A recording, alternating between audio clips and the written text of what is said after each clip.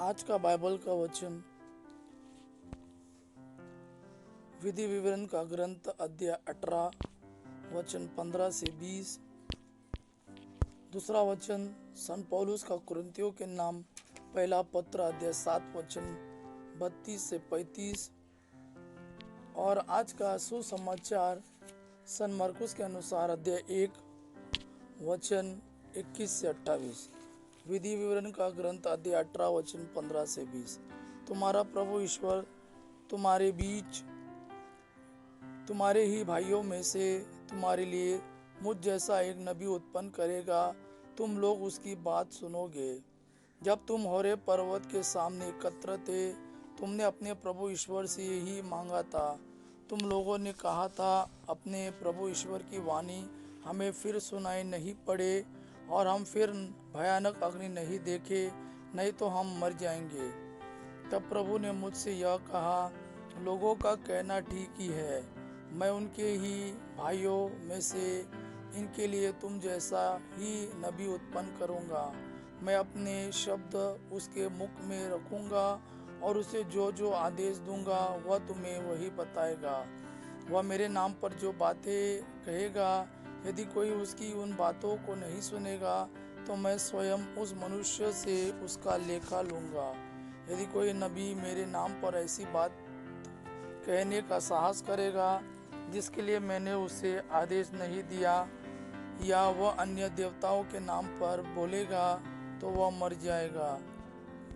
दूसरा वचन सन पौलुस का कुरिन्थियों के नाम पत्र पहला पत्र अध्याय 7 वचन 32 से 35। मैं तो चाहता हूँ कि आप लोगों को कोई चिंता न हो। जो अविवाहित है वह प्रभु की बातों की चिंता करता है, वह प्रभु को प्रसन्न करना चाहता है। जो विवाहित है वह दुनिया की बातों की चिंता करता है, वह अपनी पत्नी को प्रसन्न करना चाहता है। उसमें परस्पर विरोधी भावों का संघर्ष है।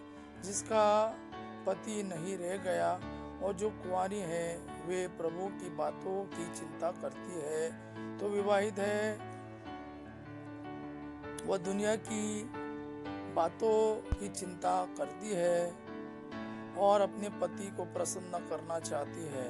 मैं आप लोगों की भलाई के लिए यह कह रहा हूँ। मैं आपकी स्वतंत्रता पर रोक लगाना नहीं चाहता।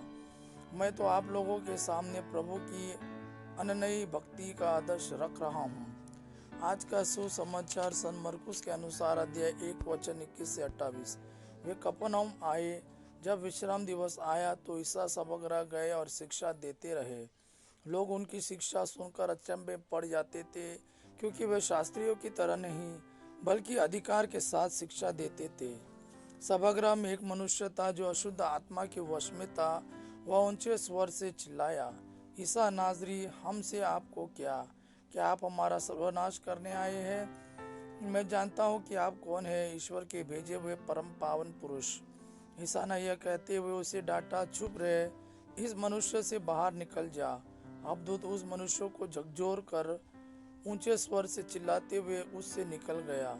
सब चकित रह गए और आपस में कहते रहे, यह क्या है? यह तो नए प्रकार की शिक्षा है। वे अधिकार के साथ बोलते हैं, वे अशुद्ध आत्माओं को भी आदेश देते हैं और वे उनकी आज्ञा मानते हैं। ईसा की चर्चा शीघ्र ही गलीलिया प्रांत के कोने कोने में फैल गई। यह प्रभु का वाणी है। प्रभु को धन्यवाद। आबा पिता की महिमा और पुत्र यीशु का प्रेम आप पर सदा सर्वदा बना रहे। आमीन।